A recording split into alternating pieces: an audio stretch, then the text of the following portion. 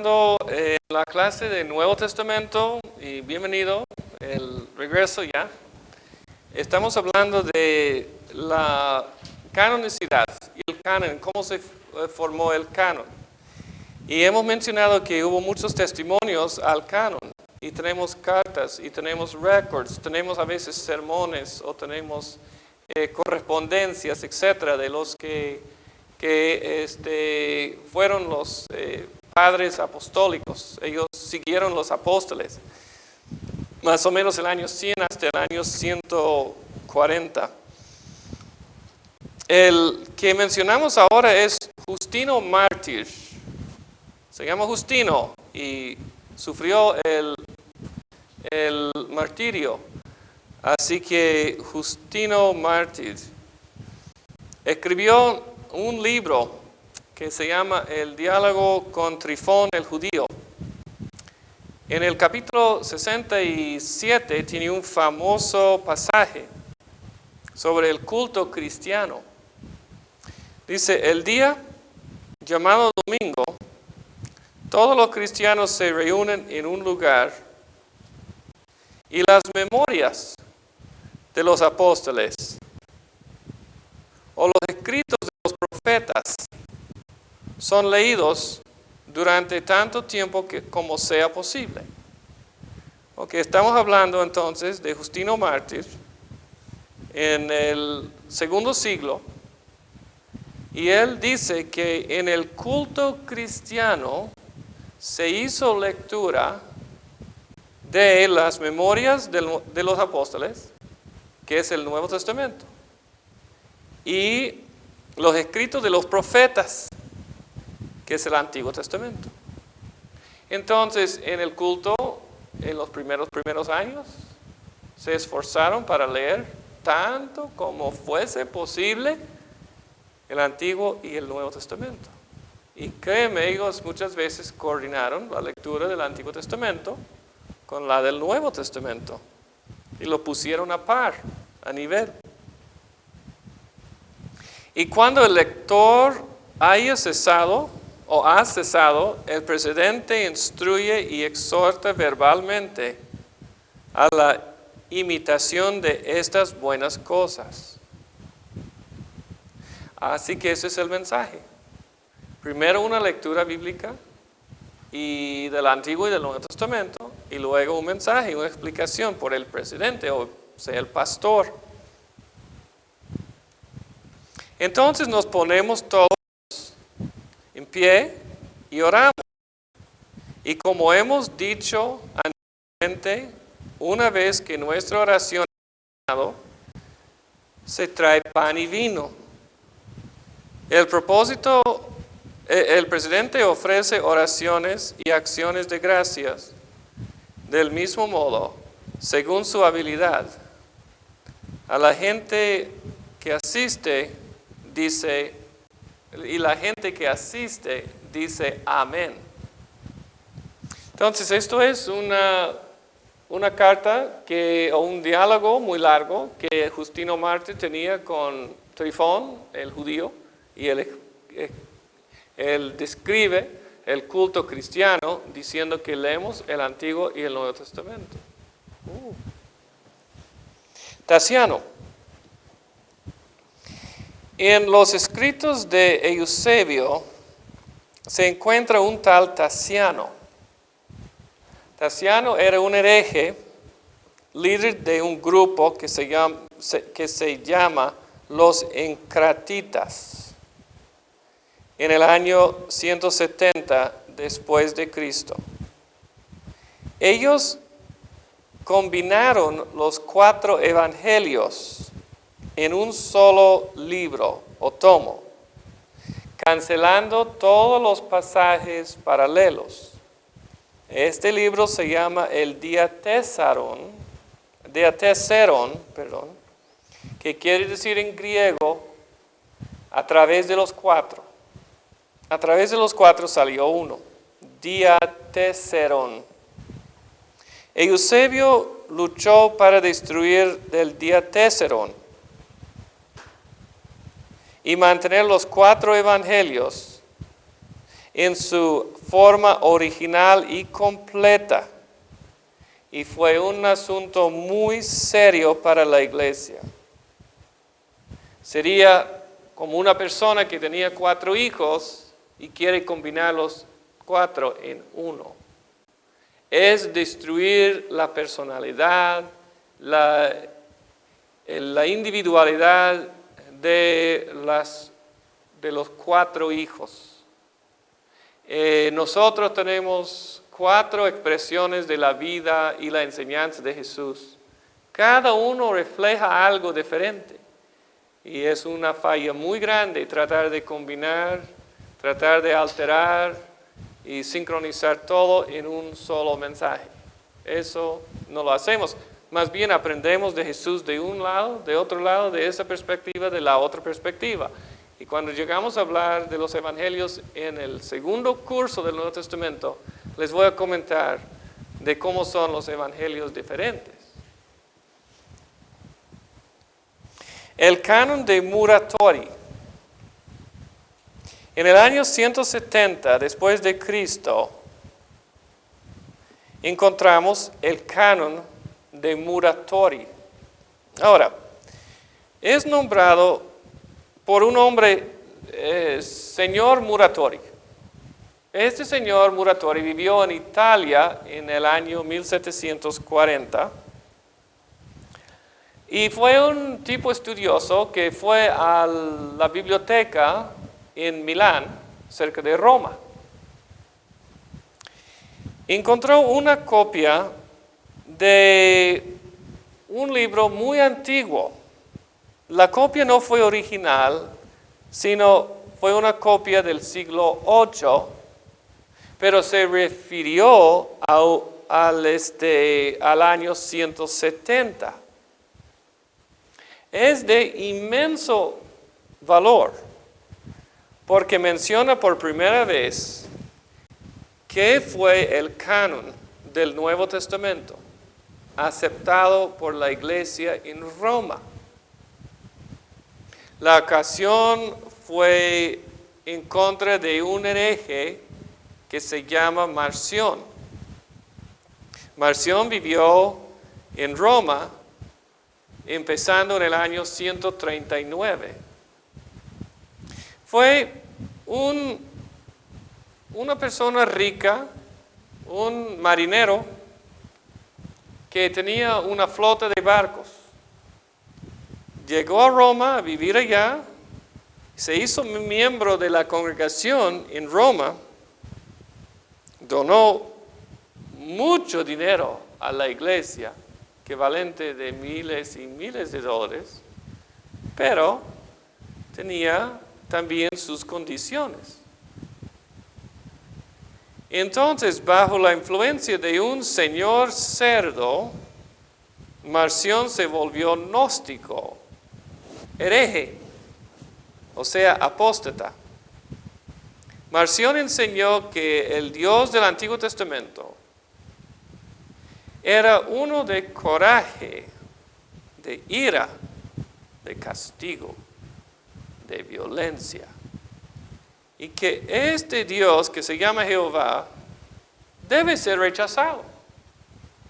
¿Cómo es que Jehová hubiera mandado a los israelitas entrar en Canaán, en la tierra de Canaán, y matar a los niños y a las mujeres? Pues es muy violento. Esto fue su problema. Él no entendió que realmente los que quedaron en Canaán fueron los invasores.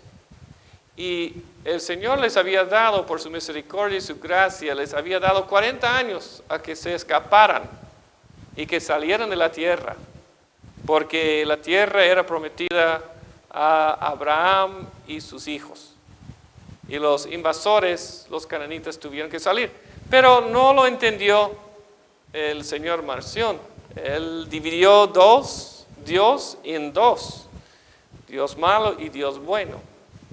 Así que Jehová es el Dios malo, dijo Marción. Y el Dios bueno, esto es Cristo del Nuevo Testamento. Para él era un espíritu que habitó en el cuerpo de Jesús. por una temporada. Cristo era el buen Dios de misericordia, de compasión. Cristo era el buen maestro que nos ilumina, que nos enseña cómo ser buenos y obedientes. Y si hacemos las buenas obras como Cristo nos enseñó, podemos heredar la salvación espiritual. Era muy importante no casarse y nunca comer carne. Ellos, Marción y los seguidores de él, siguieron un camino de salvación.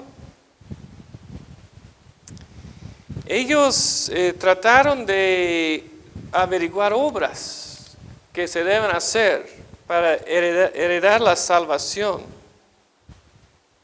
El vía de conocimiento valía todo. Marción fue excomulgado de la iglesia en Roma en 144. Marción empezó su propia iglesia y declaró que el canon de la escritura era nomás el Evangelio de Lucas y 10 epístolas de Pablo. Me imagino que no incluyó Romanos y Gálatas. Como mencioné, la iglesia cristiana en Roma lanzó una advertencia a todos en la congregación. Este documento se llama el Canon de Muratori, 170. Dice que el canon de Marción era Lucas y Hechos y algunas epístolas de Pablo, y que el verdadero canon, eso sí es importante, incluye Mateo, Marcos, Lucas y Juan. Ahora, hay una parte allá no muy claro sobre Mateo, pero parece que fue perdido. Esta pequeña sección que describe el Evangelio de Mateo. Pero dice que los Evangelios, luego Hechos, todos los libros de las epístolas, pero no menciona Hebreos, Santiago, Tercera de Juan. Entonces es muy importante porque vemos ya una lista. ¿Qué estamos diciendo, hermanos? Estamos diciendo que el canon básicamente fue fijado en el siglo II. O sea, aún antes de 170, en el año 140, en el año 125, en el año 130, por ahí ya está la comunidad de los cristianos reconociendo los libros del Nuevo Testamento, que son apostólicos, que tienen la doctrina sana y que son reconocidos por la iglesia. Los escritos patrísticos posteriores, o sea, en el año 200, hacia el fin del siglo II, la Iglesia Universal en varias partes del mundo da testimonio a la aceptación del Nuevo Testamento. Ireneo, de Asia Menor, o sea, de Grecia y Turquía, vivió en Roma. Llegó a ser presbítero de León, en Galia, o sea, en Francia. Fue enseñado por Policarpo, Ireneo de Roma. Y Policarpo fue enseñado por los apóstoles, especialmente Juan. Ireneo fue el primer teólogo en Antioquía, en la antigua Iglesia Católica, y da testimonio al canon. Es el primero en hacerlo, dar testimonio al canon en Asia Menor. Clemente de Alejandría, también en el norte de África, escribió explicaciones de todos los escritos canónicos. Tertuliano, también en el norte de África, tenía muy claro y en presente todos los libros canónicos. Aceptó el Nuevo Testamento. Guardó silencio sobre algunas epístolas generales, pero muy poco. Ok, otra vez ya vemos que el canon fue aceptado muy temprano. Ahora quiero mencionar que hubo algunos libros en disputa. Los libros que carecen respaldo universal durante los primeros 2 siglos incluyen Hebreos, Santiago, Segunda de Pedro, Segunda y Tercera de Juan, Judas y Apocalipsis. Y ahora voy a explicar un poquito sobre estos libros y por qué carecen de un apoyo universal. El primero es Hebreos. Hubo dudas. Sí, Hebreos fue escrito por San Pablo. Es cierto que el griego de Hebreos es diferente del griego de las otras epístolas de Pablo. Entonces se entiende que es un poco diferente. También el tema es sumamente cristológico, de Cristo. Entonces, si estudia el libro de Hechos, el capítulo 17, va a ver que Apolos llegó a Éfeso y fue bien instruido en el Antiguo Testamento. Y allá en Éfeso se juntó con el seminario de Pablo y Pablo le enseñó toda la aplicación de la cristología en el Antiguo Testamento. Entonces, Apolos fue cumplido. No solamente llegó al bautismo de Juan, sino que ya llegó a la época del día de Pentecostés y la plenitud del Espíritu. Y se cree, Martín Lutero, que Apolos es uno que escribió Hebreos bajo la dirección y la enseñanza de Pablo. Entonces, Hebreos tiene su sello apostólico en el apóstol Pablo. El formato, la forma de escribir es diferente de lo que Pablo escribió por lo regular, pero todavía Pablo también estuvo escribiendo el libro de Hebreos. La iglesia tenía que tomar un poco de tiempo para digerirlo. El libro de Hebreos tiene muy buena doctrina, todo es sana, todo es dado del Antiguo Testamento, se trata de la superioridad de Cristo, ¿verdad? Ante la ley de Moisés, ante el sacerdocio de Aarón, que Cristo es la enseñanza hermosísima en Hebreos. Pero la cuestión sería, ¿quién lo escribió? ¿Tiene que ser escrito por un apóstol o bajo el sello apostólico?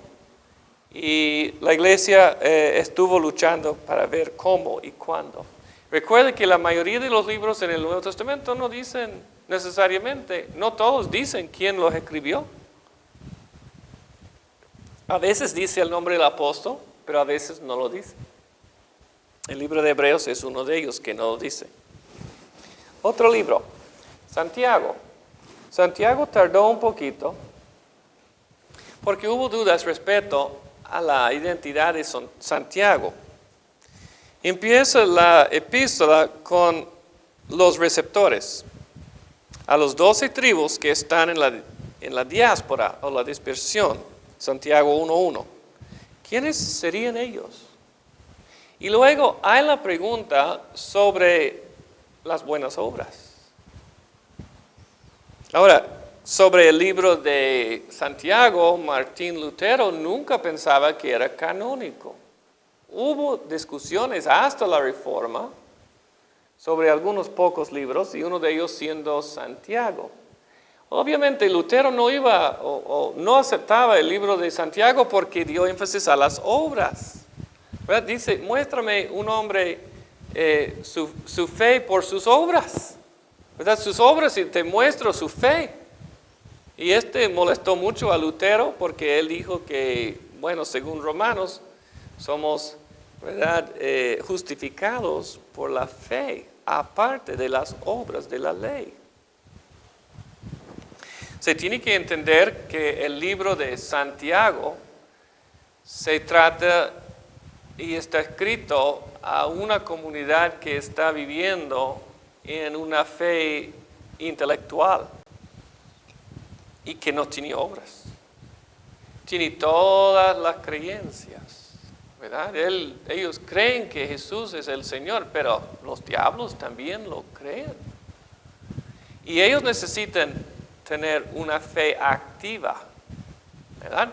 Entonces está escrito en un contexto de legalismo quizá, y no de práctica. Y la gente necesitaba practicar. Y Romanos está escrito en un contexto de libertinaje, o sea, la gente hacía lo que querían hacer. Y, es el libertinaje que encontramos en el libro de Santiago. Y por eso dice, muéstrame su fe por sus obras, porque sus obras son malas, tienen que mejorarlas y tienen que vivir en santidad, ¿verdad? No en libertinaje, no en lo que quiere, no que los pegue la gana, pero vive en santidad. Ese es el mensaje de Santiago. Al contrario, en el mensaje de Roma, vemos que hay un legalismo y por la ley nadie puede ser declarado justo, sino nomás por la sangre de Cristo. Entonces, esto es un legalismo, pero tenemos que ver que la salvación viene libremente, por gracia y por medio de la fe. Si uno entiende la audiencia, entonces se puede entender que el libro de Santiago es un libro tan calificado para estar en el Nuevo Testamento como el libro de Romanos. Lutero no llegó a entender esto. Pero tardó un poquito. Segunda de Pedro contiene un vocabulario muy distinto de Primera de Pedro y era de circulación limitada y es un libro que es similar a lo que es de Judas y por eso Judas también no fue aceptado. Puede ser que Judas mencione algunos libros apócrifos y hubo otras cuestiones y que era más local. ¿Y Judas realmente era un apóstol o no? Estas fueron algunas de las preguntas. Segunda y tercera de Juan, la pregunta ya si fue universal o nomás a una sola iglesia. Entonces, ¿se debe las iglesias aceptarlo o no? Y Apocalipsis fue aceptado generalmente por la iglesia, pero algunos dijeron que no. Y simplemente les voy a comentar que Apocalipsis es difícil en cuanto al entender. La forma de entender Apocalipsis es histórico, ¿verdad? Que son eventos que ya han pasado, pero también es del futuro. Entonces, las cosas que ocurren y que van a ocurrir, ahí vienen en el libro de Apocalipsis, es literatura apocalíptica. Se trata de la historia, se trata de la que ha de venir todavía de la profecía. Entonces la iglesia luchó para entender el libro de Apocalipsis y tardó un rato en entenderlo y ya de declararlo. Es bien poquito lo que estuvo en disputa. Pongamos que realmente Hebreos no estuvo en disputa. Santiago sí quedó algo en disputa y Segunda de Pedro, que es 2 o 3 capítulos, y Judas, que es un solo capítulo. Primera y segunda y tercera de Juan son un capítulo cada uno y Apocalipsis. Bien poquito lo que tenemos todavía en aquel entonces con cuestiones. Entonces podemos decir otra vez y concluir que el Nuevo Testamento fue por lo general aceptado en el siglo II, no hasta el siglo XVI.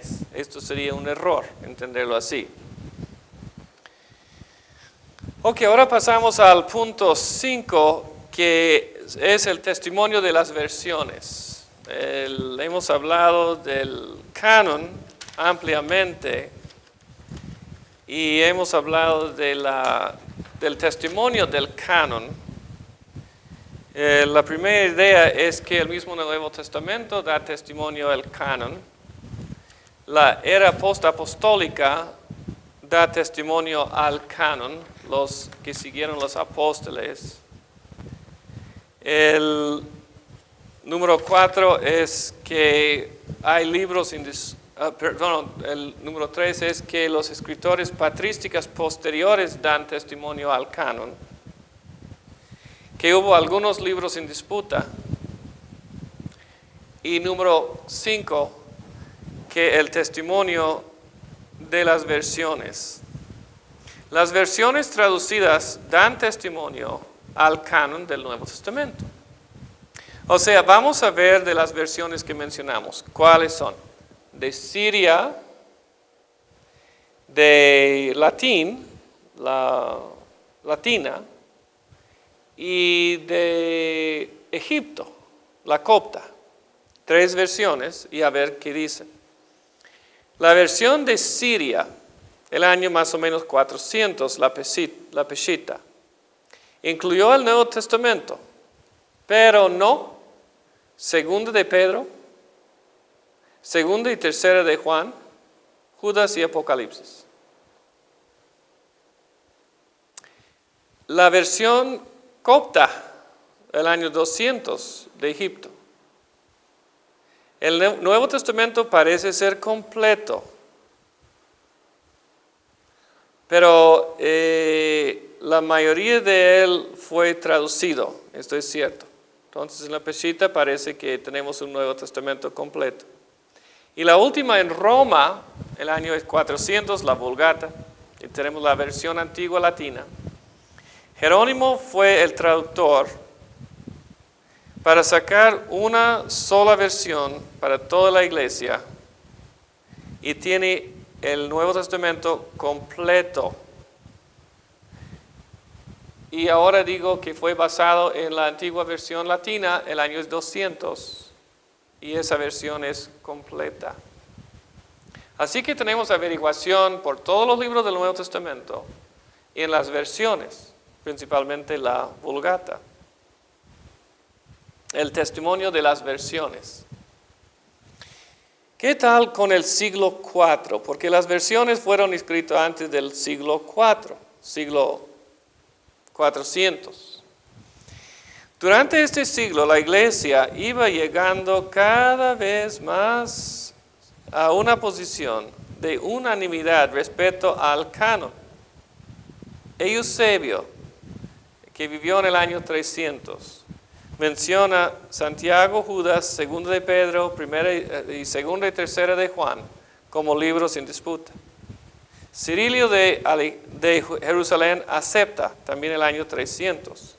Atanasio, obispo de Alejandría, es el primero que aceptó 27 libros. Y estamos hablando otra vez del año 300, 325.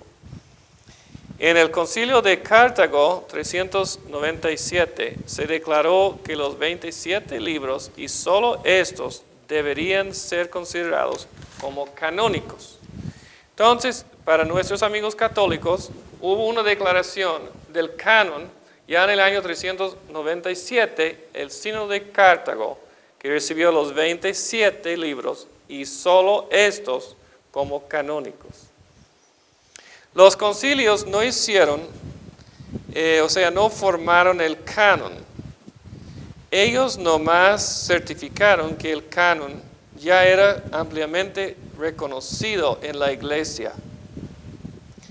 Los concilios no redactaron por primera vez que sería la regla de fe y práctica, sino que ellos declararon, dieron testimonio público y unido según lo que la iglesia sobre lo largo del tiempo había reconocido, usando y atestiguando como su guía autorizada las Escrituras.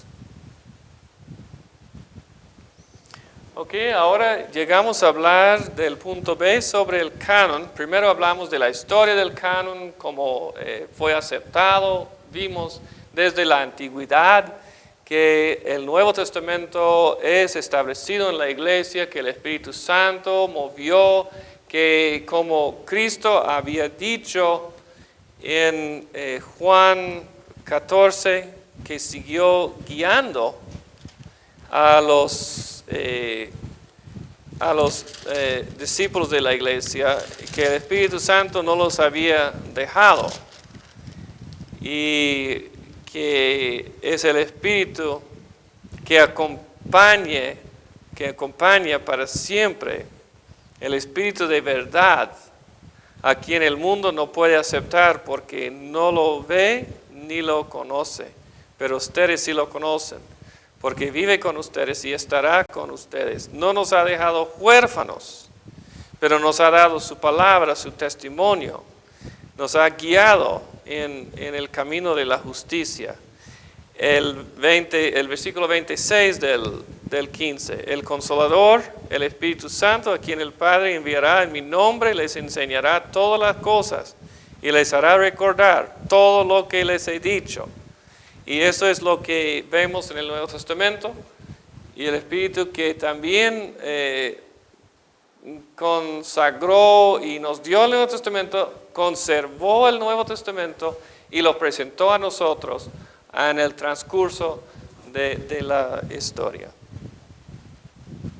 Ahora pasamos al segundo punto sobre el canon y la canonicidad, que es realmente no solamente la historia de él, pero también los principios rectorales de la canonicidad. Y por eso ya los he mencionado, pero voy a elaborar un poco sobre los principios rectorales. El primer principio de la canonicidad es el testimonio de los antiguos. Los antiguos padres, por lo regular, no tratan este tema de modo formal, pero encuentran razones por qué justificar algunos libros como los que aportan la autoridad divina. Los padres de la iglesia consideran que hubo 3 indicaciones, o sea, razones por la canonicidad, y vamos a elaborar de ellos. Primera razón por la canonicidad es el origen apostólico. En el Nuevo Testamento vemos que Jesucristo había elegido a 12 hombres como sus apóstoles. Ellos fueron sus testigos, encargados por la gran comisión a ir a todo el pueblo, o sea, a todo el mundo. Básicamente en griego dice a todos los grupos étnicos, todo el mundo, y predicar su evangelio. Van a enseñar todas las cosas que Él les había enseñado. ¿Qué es esto?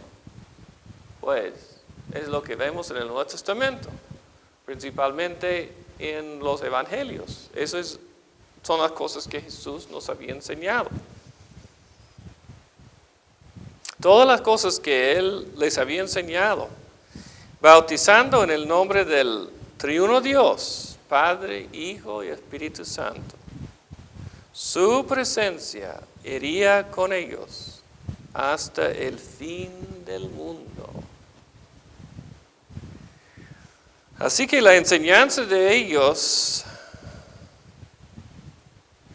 sigue la enseñanza de Jesús, pero voy a decir más, que las enseñanzas de los apóstoles fueron las enseñanzas de Cristo.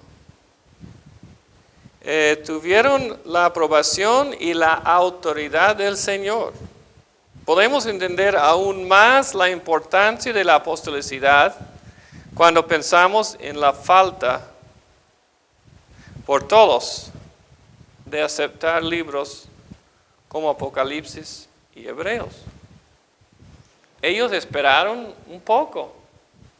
El libro de Hebreos, ¿así que fue escrito por un apóstol o no? La doctrina es muy sana, es muy buena. El libro de Apocalipsis tenía la misma pregunta, si Juan realmente fue el escritor o hubo otro Juan, el Juan de Éfeso. Puede ser que él escribió Apocalipsis. Tenían que averiguar un poco las cosas.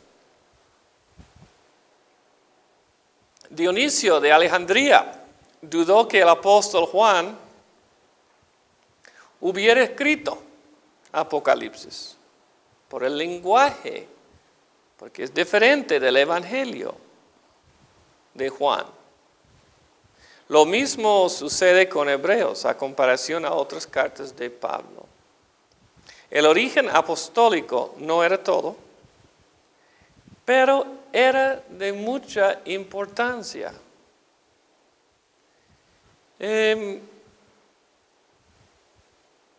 Recordamos que Marcos y Lucas tampoco fueron apóstoles.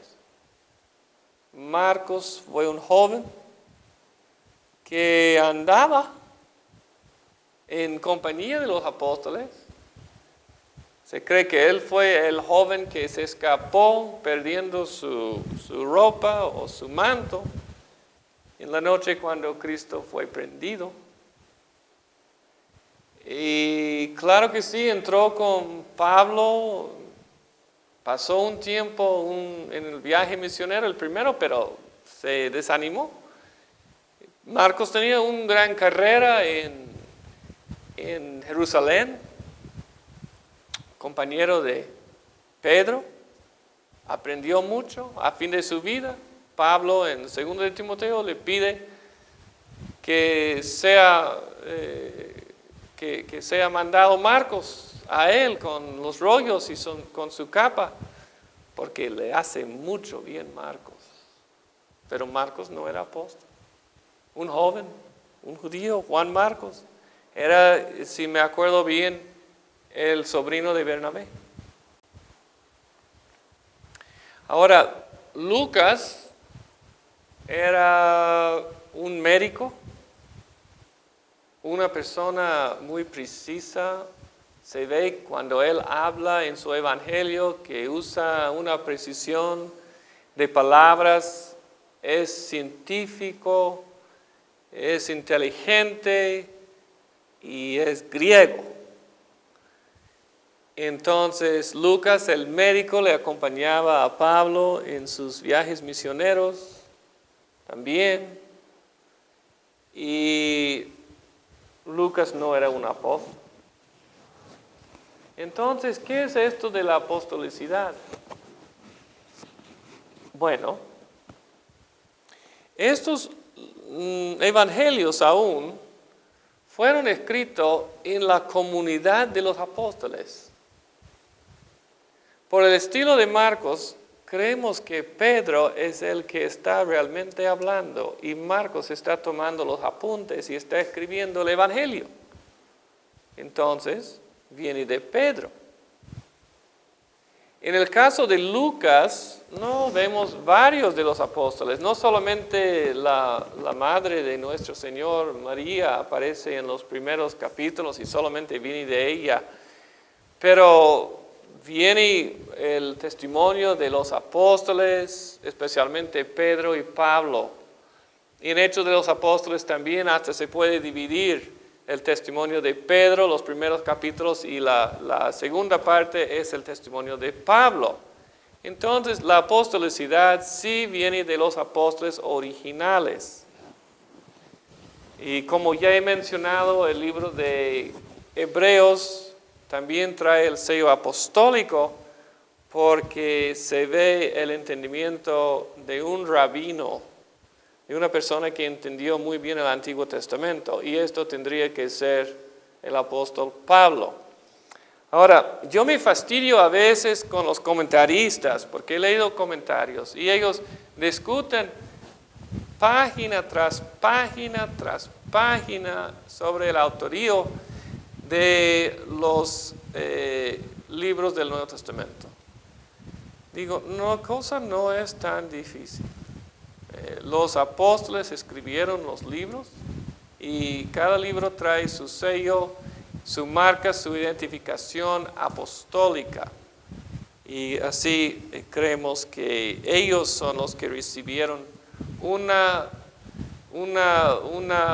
carga especial. Fueron testigos oculares y que Dios estuvo con ellos.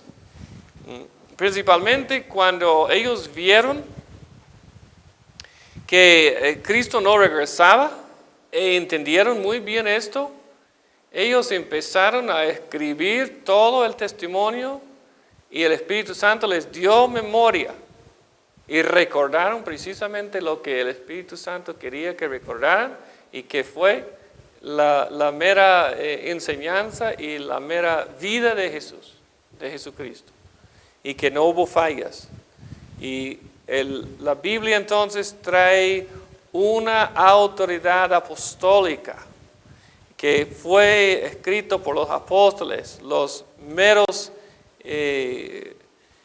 observadores y los que practicaron las obras de Cristo y las palabras de Jesús en su seminario por 3 años.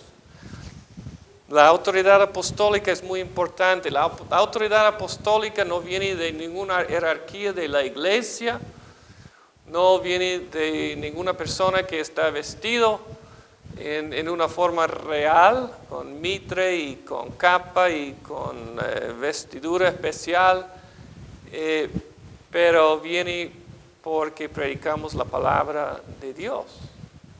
Y esta palabra de Dios nos fue dado según los apóstoles. Las piedras de la iglesia, la piedra angular es Cristo, pero luego los apóstoles forman el segundo nivel y nosotros formamos ya la iglesia que sigue subiendo hasta el cielo. Entonces los apóstoles son muy importantes. El Señor Jesucristo le dijo a Pedro que tú eres Pedro y sobre esta roca edificaré mi iglesia. Es la fe de Pedro, pero también es el testimonio de Pedro y son las palabras que el Espíritu Santo encomendó a Pedro y los otros apóstoles. Entonces sí hay una sucesión, hay una autoridad apostólica, pero viene de la palabra de Dios. Cuando alguien viene y dice yo soy apóstol, hoy en día creo que tendría que pensarlo quizá en otra forma. Ahora, no obstante, un apóstol puede ser un enviado, puede ser un encargado, puede ser una persona como un obispo, una persona con una cierta conocimiento y una cierta posibilidad en la iglesia de ayudar a otros pastores. Creo que es así. Pero no somos apóstoles como los primeros. Ellos fueron apóstoles enviados por Cristo y después de ellos no hubo otro, sino que existe su palabra, la palabra de acuerdo con la voluntad de Dios, y no somos apóstoles como ellos. Hasta a veces he llegado a creer que hay 2 dones, los enviados, los apóstoles, los que son enviados hoy en día, porque la palabra apóstol quiere decir apostelo en griego, enviado. Los que van, los que son enseñados, los que ayudan en la iglesia, enseñan, que tienen misiones, porque la palabra en griego, en hebreo es del griego apostoleo, en griego es misio o es misión, misionero. Entonces existe este don espiritual, pero no como los apóstoles originales. Sería un error pensar que nosotros podemos dominar la iglesia, dar nuestras interpretaciones, profecías particulares. Es muy peligroso esta idea, que hay una sucesión apostólica y que somos nosotros apóstoles, o que hay un apostolado hoy en día que sigue directamente en el linaje y con la autoridad como los primeros. La segunda razón para la canonicidad sería la uniformidad doctrinal. La uniformidad doctrinal. La Biblia interpreta la misma Biblia. La iglesia posee el Antiguo Testamento y la iglesia entonces interpreta la Biblia. Los versículos que vemos en una parte concuerdan con toda la Biblia. Hay libros heréticos, libros apócrifos, ajenos, que fueron rechazados porque no contienen una doctrina sana y pura y principal en la Biblia. Ahora hay tres cosas, ¿verdad? 95% estamos de acuerdo exactamente con la interpretación. Quizá un 4% que a veces hay variación y hay grupos que bauticen con mucha agua o poco agua y hay otras enseñanzas que no son tan fundamentales, que básicamente son prácticas, ¿verdad? Entonces, no es como el hecho que Cristo resucitó de los muertos, porque todos estamos de acuerdo con esto, y otros evangélicos, entonces, algunas cosas que no estamos ciertamente de acuerdo, y son un poco difíciles de entender. Pero hay otros, quizá 1%, que es muy difícil de entender, y hay más discusión sobre ellos, pero todavía no es relevante a nuestra salvación. Posiblemente un ejemplo sería los últimos tiempos y el milenialismo, si va a ser el pre, el post o el pre, ¿verdad? Tenemos discusiones sobre esto y es difícil de entenderlo. Pero la gran parte de la revelación lo entendemos y entendemos que hay una uniformidad de la Biblia desde las primeras páginas de Génesis hasta el último capítulo de Apocalipsis. Y quiero decir que es la salvación por gracia, porque cuando Dios viene a Adán y Eva, les da la gracia, les da la relación, les regala la salvación. Son ellos que pierden la salvación por su desobediencia. Y Dios entonces, por su gran amor y plan que siempre había tenido en el transcurso de la milenia, nos ha dado otra vez la salvación en Cristo Jesús.